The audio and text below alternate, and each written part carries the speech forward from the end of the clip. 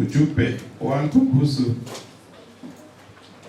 sources of curses, na niko na subtopic inaitwa the invisible chains, ama minyororo isiyoonekana. Minyororo itale ya kuonekana, no ni minyororo, no inaonekana, invisible chains.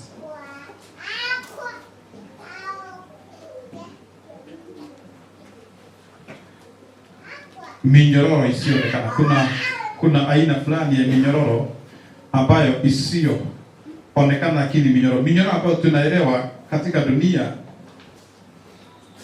Wengi wetu wanajua minyororo ni chuma ambazo zimeunganishwa nyingi, zikifunga mtu ama kufunga kitu huwezi kufunja, kwa sababu ni vitu vya chuma ama ni ngumu, kwa hivyo huwezi funja. Pia katika ulimwengu wa tunaona watu wakishikwa na polisi wanawekwa minyororo ama pengu. Hizo pingu ndizo tunaita minyororo isiyoonekana. Katika ulimwengu ambao tunaishi kuna aina fulani ya minyororo. Kuna curse fulani, hidden curses. Laana ambazo huwezi jua kama kuna laana. Unajua tunakaribia kutamatisha, lakini ujumbe mrefu unaweza enda mwaka mzima. Na ninashukuru Mwenyezi Mungu kwa sababu ya ujumbe huu. Wakati wote Mwenyezi Mungu anakukubalisha kuongea kitu, anakukubalisha kuongea kitu ambacho amekuweka katika misingi ya hicho kitu. Huwezi nena kuhusu deliverance ama huwezi kuenena kuhusu kitu fulani ama Roho Mtakatifu atajaza watu, ili hali hauna uhakika huo, you are not certain ya kwamba, ama hauna confidence ya kwamba hilo jambo linaweza tokea. Kwa hivyo unaliongea tu kwa ubali, lakini you are not the first recipient. Hii iweze kutumika katika hilo neno. Kwa hivyo tunapandwa ili tuweze kuwa na msingi. Bwana asifiwe. Hidden curses. Laana zisizojulikana, lakini ni laana. Tumekuwa tukiona aina nyingi za laana. Nekurikiri hii umishika shahidi tena ndio bila hekimi. Bwana asifiwe. Okay, wacheni tuangalie mfano katika kitabu cha Joshua chapter 6 verse 26. Naye Joshua akawaapisha kiapo wakati ule akasema, na alaaniwe mbele za Bwana mtu yule atakayeinuka na kujenga tena mji huu wa Yeriko. Ataweka msingi wake kwa kufiliwa na mzaliwa wa kwanza wake, tena atasimamisha malango yake kwa kufiliwa na mtoto wake mwanamume aliye mdogo. Nikitaka tusomee kwa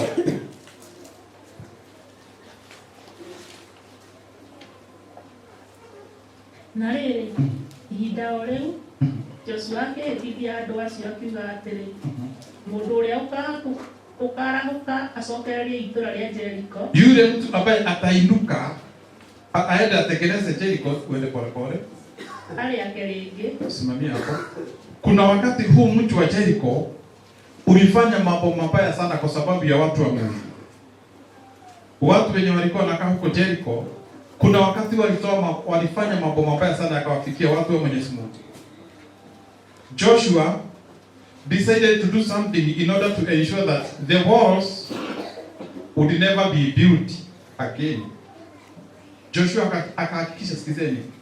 Joshua akahakikisha the walls of Jericho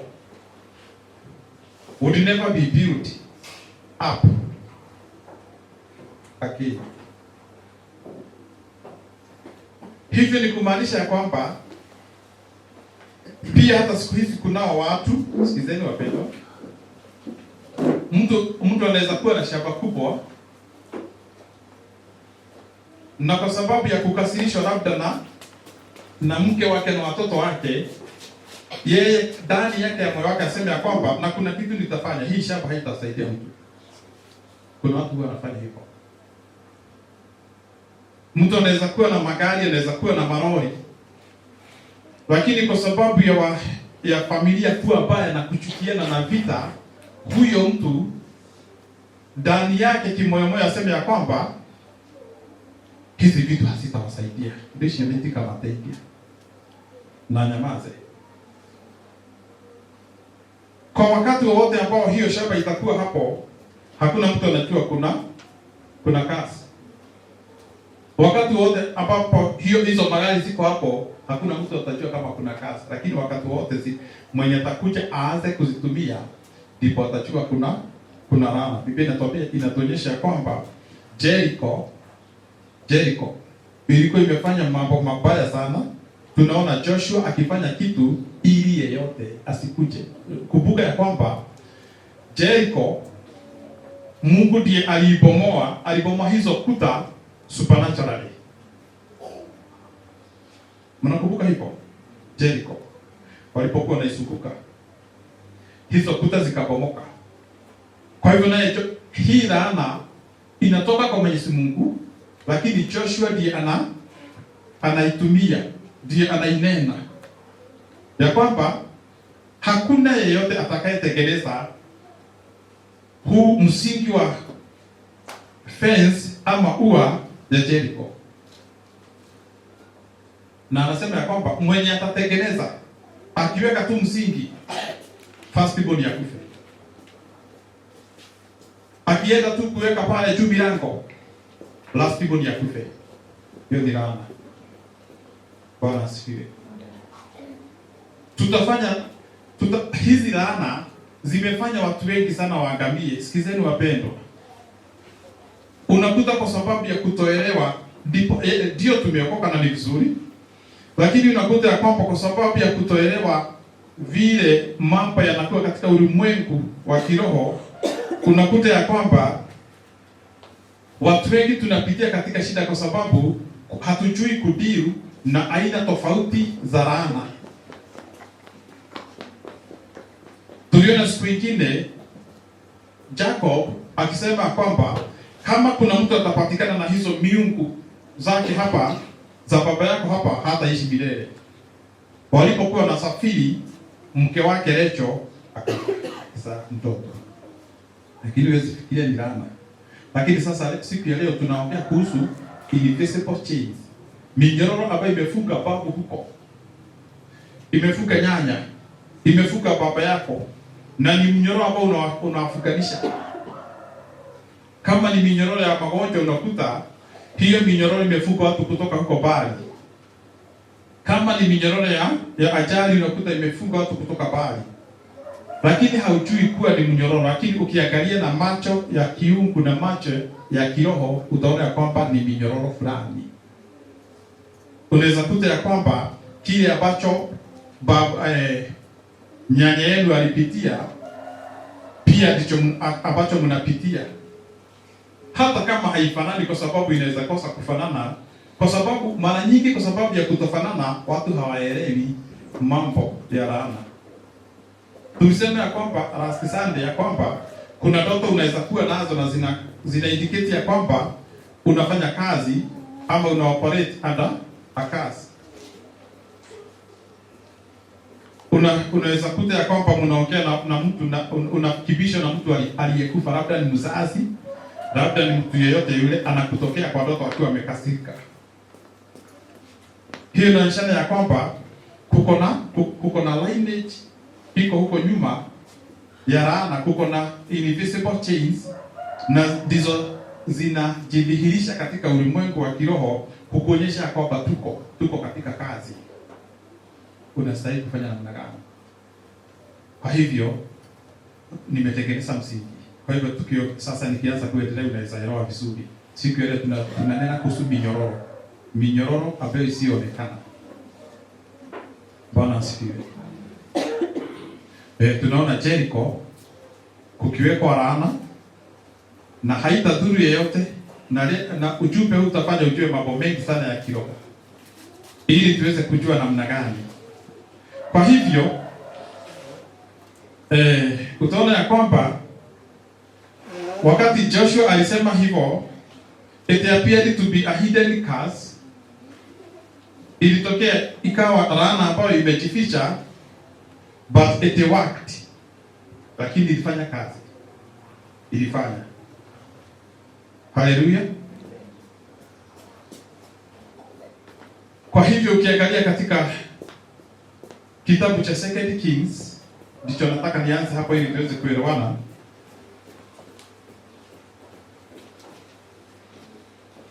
Tukibia hapo haraka sana.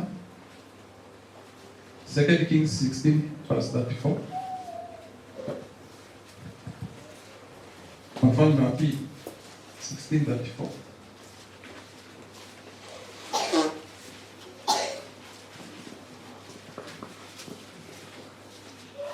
First Kings, sorry.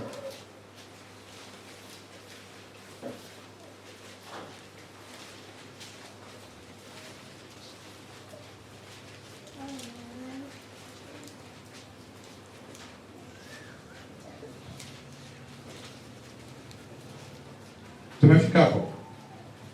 Tani tusome. Katika siku zake Hieli Betheli akacheka Jericho. Kuna mtu ametokea kucheka Jericho. Yeye alisemekana isijengwe. Na opendo, sikizeni hapa kabla tusome. Huyu mwenye amekuja kucheka Jericho, unajua ni miaka mingapi imetumika hapo? Katikati ya wakati Joshua aliachilia hiyo laana, more than 500 years. Kukiwa na hidden chain, hidden curse. Miaka 500 kuma hile Joshua aliye ginya hidden no zaidi ya miaka 500. Bwana sifiwe. Sikizeni kama hiyo laana itafanya kazi. Haya, acheni some alafu tusome kwa Kikuyu. Katika siku zake Hieli Betheli akajenga Yeriko, akatia misingi yake kwa kufiwa na Abiramu mzaliwa wake wa kwanza, na kuyaweka malango yake kwa kufiwa na mwana wake mdogo Segubu, sawasawa na neno la Bwana alilolinena kwa Yoshua mwana wa Nuni. Kusoma kwa Kikuyu. Na lile Matukũ-inĩ make nĩguo Hieli. Na rĩrĩ, matukũ-inĩ make nĩguo Hieli Mũbetheli acokereirie itũũra rĩa Jericho akĩrĩaka. Acokereirie, na rĩrĩ tondũ tigacokereirio akĩrĩaka. Na rĩrĩa arĩakaga gĩtina kĩarĩo, agĩkuĩrwo nĩ Abiramu mũrũwe wa irigithathi. Ona ningĩ rĩrĩa ekagĩra mĩrango yarĩo, agĩkuĩrwo nĩ Sigebu mũrũwe wa Kĩhinganda. Bwana asifiwe. Hidden chains. Familia nyingi zimetaabika kwa sababu vitu zenye waliachiwa na wazazi ama wamerithi kutoka kwa wazazi. Wazazi wengi hawakuwa na nia njema ya kuachia ili wa inherit, maybe hata kama ni mashamba ama mambo mengine. Kwa hivyo hiyo laana inaweza kuwa iko dormant mpaka wakati mtu atakuja kutumia. Tunaona Jericho na ni zaidi ya miaka 500 hakuna yeyote aliyekuwa amekuja kukufa, lakini mwenye alitokana na hii idea ya kujenga msingi na kujenga ukuta na kusimamisha tena. Biblia inasema ya kwamba akafiwa na mtoto wake wa kwanza, na akaendelea kujenga bila kujua ya kwamba chenye kimeua mtoto ni nini. Tuko pamoja? Kwa hivyo Wakristo, kwa sababu ya kuwa wapofu, kuna jambo linaweza tokea likuonyesha ya kwamba you are operating under a curse. Sijui kama tunaelewa hivyo. Huyu Hieli anaitwa Hieli wa Betheli. Sikizeni wapendwa. Naona ya kwamba alikuja akatazama mji wa Jericho, akaona huu mji unastahili kuwa na ukuta. Akakusanyisha wafanyikazi, mawe ikatafutwa na vitu vya kujenga, na wajenzi wakakuja.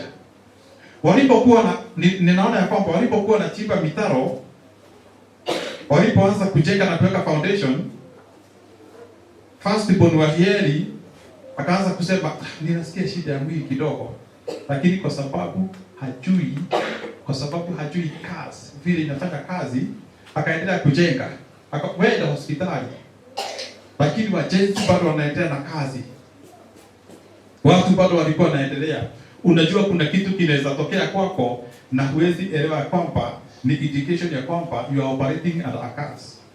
Na ndiposa tunasema ya kwamba heo ndio katika kila. Haleluya. Wacheni tusemezane. Kama angejua huu ugonjwa ambao umekuta kijana wake wa kwanza anaitwa nani? Mtoto wake wa kwanza? Abiramu.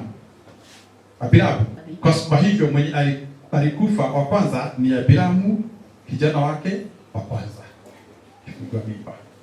Bwana asifiwe. Na asijue ya kwamba ni nini ambacho kimetokea. Ni mara ngapi ushapitia mambo mengi na unakuwa confused. Unakuwa confused kwa sababu hakuna mtu anaweza fikiria kuna kitu kuna kazi ilikuwa inafanya kazi katika hiyo shamba. Tunaona ya kwamba hakuelewa. Na ninaona labda Abiramu hakukufa immediately, labda alikakaa kidogo akiwa mgonjwa. Kuna magonjwa yanaweza kuja na ya kueleza ya kwamba kuna kitu ambacho kinafanyika. Haleluya. Kuna magonjwa yanaweza kukutokea na uangalie hivi, ibidi kama umefukuka macho ya kiroho na masikio ya kiroho, uanze kufikiria mambo ya kidani. Okay, wakati mjengo ulikuwa unaendelea, Abiramu akakufa. Simamisheni kwanza. Mdosi wetu amefiwa na mtoto, acheni tuende mazishi kwanza. Wakaenda wakazika. Biblia inasema ya kwamba wakaendelea kucheka, mazishi kamalizika na hakuna jambo lolote walifikiria na akaendelea. Biblia inasema ya kwamba endelea. Na nyingine ria ekagira mirango yario. Alikuwa ni Segebu muwe wa Kihigata. Na wakati alikuwa anaweka milango, nyumba uketa na kare nitoka mushimaga mono. Kwa ya ndio mareka. Naona mbege mana ndio nyumba shika ore mudo arekia. Akimaliza vizuri ndiye huyo kaburi na jeneza inakuja. Na ni Mkristo. Biblia inasema ya kwamba alipokuwa anaweka milango unajua ikiwekwa kazi ingine yote imemalizika. Laana inaweza kujea uzae watoto, uwapeleke shule, uwafanyie kazi, alafu ikwambie bado niko area. Bwana asifiwe. Na kwa sababu huwa inajidhihirisha mambo mengi kupitia ndoto. Tulisema ya kwamba mara nyingi ukijikuta ukikura katika ndoto, hedi shio na kidora fidina kiodinyo wa dreams. Mchele, nyama, drugs. Utanenewa mara ngapi? Na Biblia inasema ya kwamba Mungu hunena mara moja, mara ya pili na ya tatu.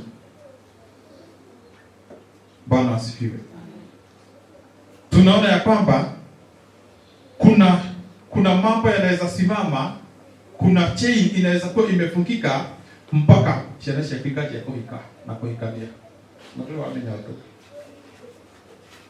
Wamesoma, wamefika university, lakini wakati tu atapiga hodi, mtu aende kwake, aolewe na aoe, kuanzia hapo ndipo itakwambia hapa katika mji huu kuna hiyo hidden chain. Unakuta hata kama ni harusi ya aina gani, unakuta kuanzia hapo ni kusumbuka. Kwa sababu ilikuwa dormant mpaka iwe triggered na ndoa. Bwana asifiwe. Kuna laana zinaweza kuwa katika familia na iko dormant mpaka mtu wa kwanza apate kazi mzuri. Hiyo laana ianze kusema ya kwamba sisi hatuwezi kuwakubalisha. Kuna laana inaweza kuwa dormant mpaka watoto, sikizeni wapendwa, mpaka vijana watahiri marwe. Wakishatoka tu hivi chodoni, ni huko laana inasema waanze kukunywa pombe na sigara. Ginyamaga kuwa. Na hauwezi jua kama ni laana. ukimenya. Kwa hivyo siku ya leo tunaendelea kuhusu irumishi kwa shihidete kijana shika trigger kana shika on toroki kila unajua hizi balba siku zimewaka lakini umeona zimewakishwa. Kwa hivyo kuna alama huwa zinawakishwa na muda. Bwana asifiwe. Kwa hivyo tunaona ya kwamba Joshua decided to do something in order to ensure that the walls would never be built again. Imagine, kuna watu wengi, watu wengi kwa sababu ya kutokuwa wazuri, kwa sababu ya kutojua Mungu, wanapokufa wanamarugerera magituikana na matigete na indo icio acia na kiang'ania matigete na mũgũnda ũcio. Wacha nikwambie, unaweza fikiria tu ati hiyo ni maneno hivyo, shamba itakuwa ni sawa, lakini wakati watakoma waanza kutumia hiyo shamba, hautajua ni nini ambacho kinatokea. Inaanza kuwakura, inaanza kuitisha. Ndiposa tulikuwa tunasema ya kwamba ukinunua kitu kama hicho, ama wakati wowote ukipatiwa kitu na mzazi ama chochote ambacho unapatiwa, kidedicate mbele ya Mwenyezi Mungu, kitolee dhabihu. Bwana asifiwe. Kama kuna mtu aliyekuja hapa katika Jericho, angefikiria Jericho sasa iko sawa, lakini ilikuwa na laana. Hivyo ndivyo mambo mengi. Sikizeni wapendwa, hivyo ndivyo mambo, vitu vingi viko na laana. Hata huu mchanga karibu mashamba yote yanakuwa na laana hivyo. Unakuta mwenye alikufa akuya akalite na ikawa Petro atafundije kioo kia Ngai ikirina niguo gikuga gutara kalite kwa mundu moke kwa ushukia tema, lakini tutaenda kuishi na Mwenyezi Mungu siku moja. Lakini watu wengi wazazi wengi wanakufa wakiwa wamekasirika. Kama utaka katika mataidia ucio nyina to ndio dogo atomete imana cia kwa cimene atigete wacha nikwambie kwanza hapo kuna kuwa na pingamizi kubwa sana kujinunulia kitu. Kwa hivyo vitu ndipo sasa unaona hata Mungu akikubariki ununue kitu, hata kama ni gari, kuja katika nyumba ya Mwenyezi Mungu. Sikizeni wapendwa, tafuta dhabihu, enda mbele za Mwenyezi Mungu, hicho kitu kitakazwa. Tigendo kuona physically. Kwa sababu tunaongea kuhusu invisible things. Hallelujah. Biblia inasema kwamba everything happened according to the dictates of the curse. Kasi ilikuwa imesema kwamba akijenga msingi first people ni akufe, akikuja kumalizia milango last people ni akufe. Kuna mtu anaweza kufa katika familia kama uko sharp kiroho, unenewe kitu akwe hivyo nikyo hegi kuogitero gatikane na vitu apewe shini maita mbele. Tia kwamba ni kijana wa form 4 wa miaka 10 wa miaka 20 amekutwa nyumba akiwa amekufa. Okay, kuna mambo mikosi haiwezi kosa kukuja, lakini unapofunguliwa macho ya kiroho na neno la Mwenyezi Mungu, unaweza elewa mambo mengi. Kwa hivyo kuna hidden chains inaweza fanya kazi katika familia. Unakuta ya kwamba kwanza mambo ya kuoa na kuolewa, unakuta hiyo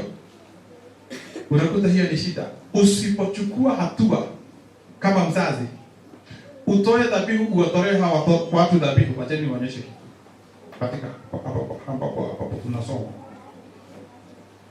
Tusomee tena kwa Kiswahili verse 34. Ama tusomee kwa Kikuyu. Na rĩrĩ matukũ-inĩ make nĩguo Hieli Mũgibeyeli acokereria itũra rĩa Jeriko akĩrĩaka. Na rĩrĩa arĩakaga gĩtina kĩarĩo, agĩkuĩrwo nĩ Abiramu mũrũ wa irigithathi. Ona ningĩ rĩrĩa ekagĩra mĩrango yarĩo, agĩkuĩrwo nĩ Segegu mũrũ wa Kihingata. The curse issued by Joshua continued to take effect 500 years after it has been issued. Just imagine. Kirumiri atiki miaka 500. Miaka 500. The problem would have been solved if the curse had been cancelled by someone with Joshua's level of prophetic anointing. Sikizeni wapendwa. Hii laana ingekuwa imekatishwa kama kungekuwa na mtu ambaye ako level ya Joshua, ya prophetic anointing. Taishi hiyo hapo. Kama kuna mtu akiotolea Jericho laana, wacha nirudie nisikize vizuri. Akora he mundu kieherire kirumi kia Jericho, no mundu uria wi level ya Joshua ya unabii, ya ohako wa unabii, prophetic anointing. Ndiposa unaweza kuta sio maombi yote unaweza omba utiu na aina fulani ya laana. Sio jambo lolote unaweza fanya uweze kutiu na aina fulani ya laana. Haya mambo tusipoyaelewa vizuri, utakuta ya kwamba watu wengi wanapitia katika shida kwa sababu hawajui kudeal na mambo kama haya. Kama kungekuwa na mtu ambaye angedeal na hiyo laana, na thikiria hakikono mundu waikirite kirumi thĩinĩ wa mũgũnda tondũ ena authority nĩ mũciari, ena ciana ta 10, koguo na authority na indo nyingĩ future kũmatigĩra. Umenye harabatara authority gũkanja nikio twetaka igongona na mbele ya Ngai. Unaenda kwa mtu mwenye unatafuta kitu chenye ambacho ni kitu kizito, ugathi kwetu na ndugathie uguo, ugathi kwe mundu ina authority.